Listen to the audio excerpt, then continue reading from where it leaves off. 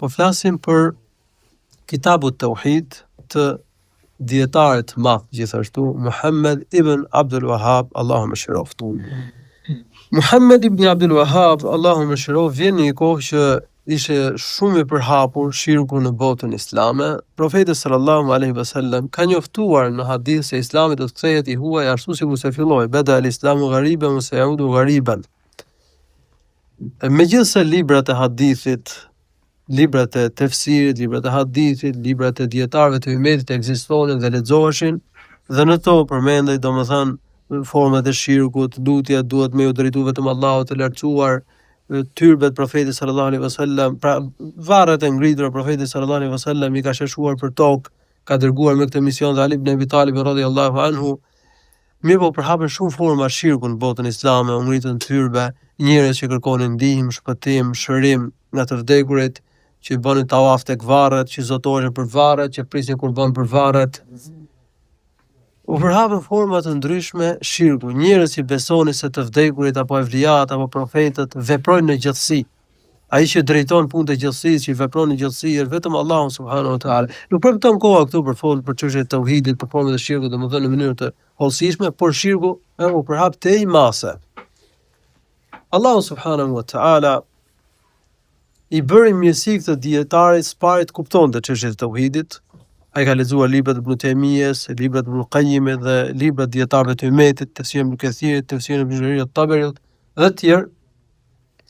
Dhe ka arritur të kuptonte mirë domethënë çështjet e tauhidit, problemet që kishin njerëzit e kohës së tij. Është këshilluar dhe me dietar të kohës së tij në Medinë, në Nejd, në Irak. Ka padyshim ka pasur dietar në tauhid në fenë në besimin e pastër. Por gjendja ishte shumë e rënduar. Dhe ai mori guximin që të fillonte pastrimin e umetit nga shirku. Ftonte njerëz në tauhid, pastronte umetin nga shirku.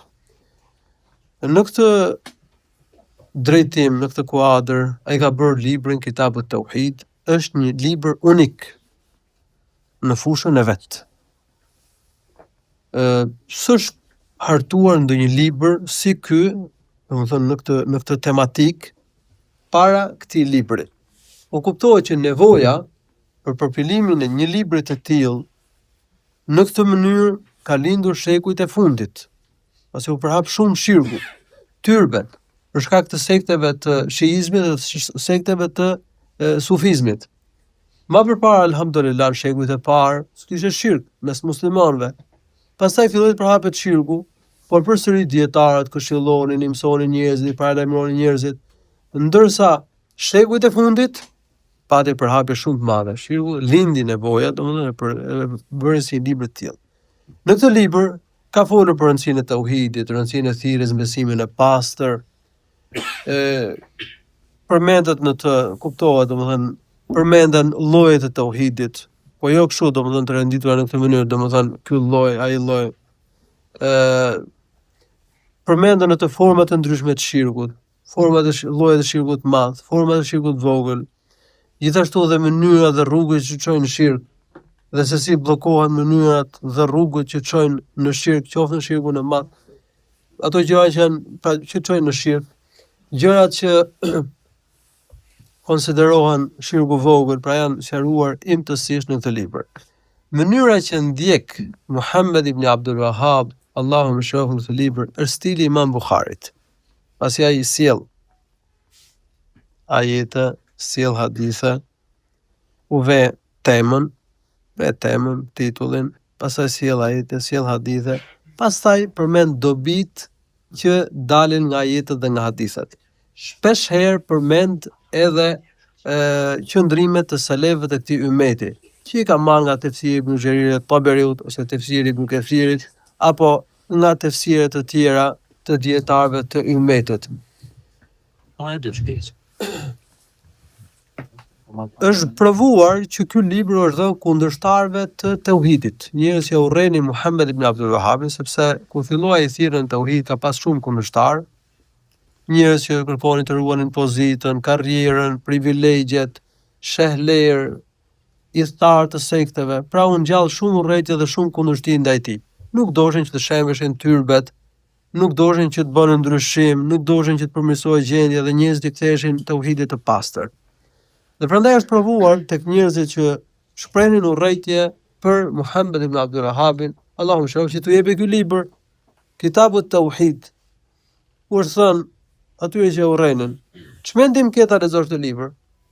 E kanë lexuar librin, janë befasuar, kanë gjetur librin vetëm qala Allah, qala ar-Rasul, ka thënë Allahu, ka thënë i dërguari i tij, dhe do bëjmë mësime që dalin nga ajetet, hadithet, gjithashtu dhe etheret të parëve të këtij ummeti, stili i dietarëve të selefit. Kështu që ky libër, shekujt e fundit, ka shënuar një risi në fushën e përpilimit të librave të besimit, ngjan me librat e hershëm të dietarëve të ummetit në këtë fushë. Pasi në çështjet e tauhidit, kelamistët pretendonin ose domethënë mendonin që tauhidi është besoj se Allahu është një në qenin e tij, shi vetëm në emrat e tij, në atributet e tij, subhanahu wa taala, dhe nuk e përmendin tauhidin e adhurimit. Të dërguarit janë dërguar për thirrjen e tauhidit e adhurimit, që të adhurohet Allahu subhanahu wa taala një i vetëm. Pastaj kelamistët në librat e tyre, teologët më fjalë, e ndërtojnë argumentin, e bazojnë argumentimin mbi logjikën. Përparësi për ta ka logjika ndaj citateve të Kuranit dhe Sunetit. Ajetet dhe hadithet ata i përmendin formalisht, kurse esenca e argumentimit sipas tyre qëndron tek logjika. Prandaj kanë përmendur dhe arsyetime dhe mënyra argumentimi shumë të ndërlikuara, dhe i kanë bërë çështjet e tauhidit pa kuptueshme për muslimanët. Vetëm njerëz që studionin thellësisht dhe me vite të tëra dhe që kishin zgjuarsi shumë të madhe mund të zbërthejnë ato libra. Dhe prap do kishin paqartësira. Pra, arsyetimet e tyre shumë prej tyre janë pavlefshme, dhe ato që nuk janë, që mund të jenë të sakta, janë shumë të vështira për të kuptuar. Ndërsa libri i Kitabut Tauhid i dietarit të madh është i pastër nga probleme të tilla.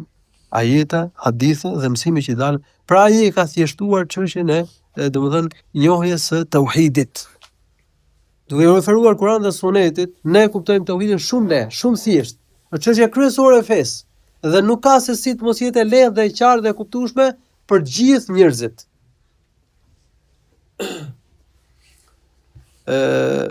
Me këtë libër, domethënë, ky dietar i madh ka bërë një shërbim shumë të madh ummetit islam.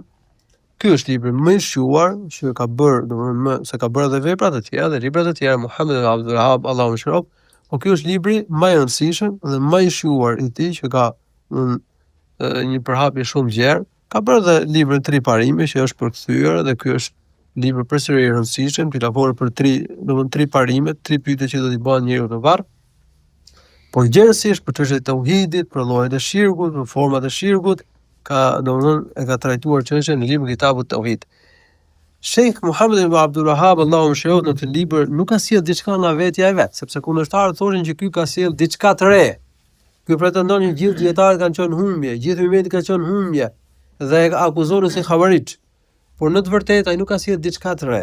Madje sipas krahasimeve që kanë bërë vet, në shumë kapituj i ka marrë domosdoshmë tekstualisht nga dietarët më dhejtë të ummetit. Shembull, ka marrë pjesë nga libri Ighathatul Lahfan ibn al-Qayyim. Ibn al-Qayyim në këtë libër, Ighathatul Lahfan, ka folur për varret, për tyrbet, për format e shirkut që bëhen tek tyrbet, dhe shumë çështje në librin Kitabut Tauhid, Muhammed ibn Abdul Wahhab, Allahu mëshiroft, madje ndonjëherë dhe tekstualisht i ka marrë nga libri Ighathatul Lahfan. Ka marrë dhe gjëra, domethënë tekstualisht nga Sheikhul Islam Ibn Taymiyyah, Allahu mëshiroft, si libri Al-Qa'idatul Jalila fi at-Tawassul wal Wasila, al-Wasitatu bayna al-Khaliq wal Khalq. Edhe mjaft libra të tjerë që i ka bërë Ibn Taymiyyah, Allahu mëshiroft, merr nga Sahih Buhari dhe libra të tjerë të hadithit, nga libri Ibn Jarir at-Tabari, siç e thashë edhe pak më parë, nga libri Ibn Kathirit, tafsiri Ibn Kathirit, kështu që nuk ka sjell diçka të re. Ai ka sjell edhe citate nga dietarët e ummetit, nga dietarët e 4 medhhebeve, të cilat dëshmojnë për çështjet e tauhidit. Thonë në cilat dietarët e ummetit kanë mohuar format e shirkut.